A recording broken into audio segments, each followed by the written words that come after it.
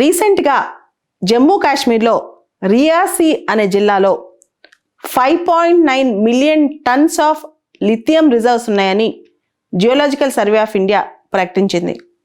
ఇవి inferred resources అంత ఉన్నాయని అనుకుంటున్నారు. ఇదే కనుక నిజమైతే ప్రపంచంలో లిథియం రిసోర్సెస్లో భారతదేశం 2వ స్థానానికి వెళ్ళబోతోంది.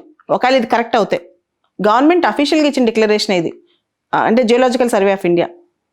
ప్రపంచంలో చిలీ దేశం 9.2 million tons of lithium reserves ఉన్నాయి చిలీ దేశంలో. ఆస్ట్రేలియాలో చిలీ తర్వాత 5.2 మిలియన్ టన్స్ ఉన్నాయి.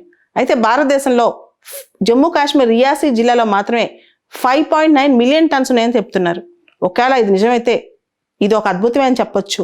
దీంతో మనం చాలా విషయాల్లో, మనం చాలా రంగాల్లో, బ్యాటరీస్ ఇండస్ట్రీస్లో, వీటన్నిటిలో కూడా ముందర్జీలో వెళ్తాం అనమాట.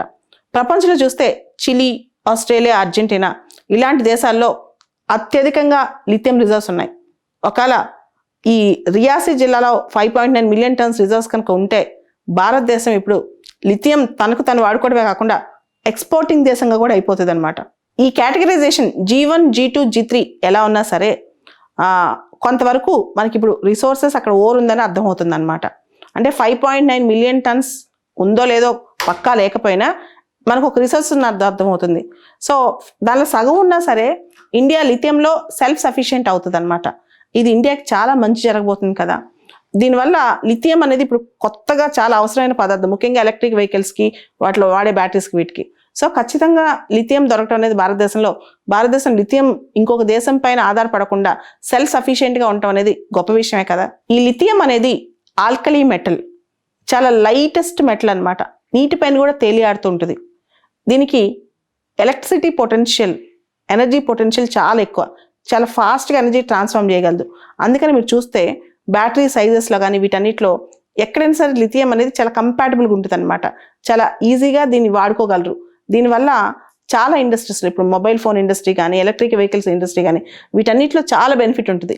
సో చాలా లైట్ వెయిట్తో మనం వస్తువులు తయారు చేసుకోవచ్చు, ఎందుకంటే ఇది లైటెస్ట్ మెటల్ కాబట్టి. ఈ లిథియం అనే మెటల్ గ్లాసెస్ అండ్ సిరామిక్స్లో, గ్రీజెస్ అండ్ లూబ్రికెంట్స్లో, అదేవిధంగా అల్యూమినియం, మనకు తెలుసు అల్యూమినియం లైట్ మెటల్ కాబట్టి అల్యూమినియంతో కూడా అలాయ్ చేసి రకరకాల స్ట్రక్చర్స్లో వాడటం, తర్వాత air frame structural components aluminium, lithium కలిపి తయారు చేయటం, దాంతోపాటు లిథియం మెడికల్ యూజెస్ కూడా ఉన్నాయి. డెంటల్ సిరామిక్స్ తయారు చేస్తారు, రీఛార్జబుల్ బ్యాటరీస్ తయారు చేస్తారు. ఇవన్నీ కూడా లిథియం వల్ల లాభాలన్నమాట. దాంతోపాటు భారతదేశంలో మనం ఫేమ్ అనే ఒక స్కీమ్ చేసుకున్నాం, fast adoption and manufacturing of E vehicles. దీనికోసం మనకి లిథియం చాలా కావాలి. ఈ వెహికల్ ఫేమ్ స్కీమ్కి లిథియం మనకి దొరకడం వల్ల భవిష్యత్ చాలా ఉపయోగం జరుగుద్ది. మన ప్రిలిమ్స్లో, యూపీఎస్సీ ప్రిలిమ్స్లో కూడా లిథియం ట్రయాంగిల్ అంటే ఏ దేశాలు వస్తాయి వాటి మీద క్వశ్చన్ వచ్చిందనమాట. ABC కంట్రీస్ అని దానికి నిక్నేమ్ పెట్టుకుంటాం. అర్జెంటీనా, బొలీవియా, చిలీ, ఈ 3 దేశాలు లాటిన్ అమెరికన్ దేశాలు సౌత్ అమెరికాలో ఉంటాయి. వీటిని లిథియం ట్రయాంగిల్ అంటాం, అర్జెంటీనా, బొలీవియా, చిలీ అనమాట.